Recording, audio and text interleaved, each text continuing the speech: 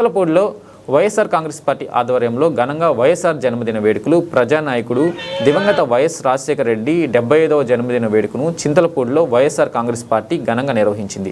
వైఎస్ఆర్ విగ్రహానికి పాలాభిషేకం చేసి పూలదండలు వేసి నివాళులర్పించి జన్మదిన కేకును కట్ చేసి శుభాకాంక్షలు తెలిపారు. పడుగు బలహీన వర్గాల ఆశాజ్యోతి వైఎస్ రాజశేఖర రెడ్డి అని చింతలపూడి వైఎస్ఆర్సీపీ మండల అధ్యక్షురాలు జగ్గవరపు జానకిరెడ్డి కొనియాడారు. పార్టీకి అండగా నిలిచిన కార్యకర్తలకు ధన్యవాదాలు తెలిపారు. పార్టీ ఓడిపోయినంత మాత్రాన వైఎస్ఆర్సీపీ పార్టీకి 40% ఓటు బ్యాంకును సంపాదించామని, ఓడిపోయిన వారు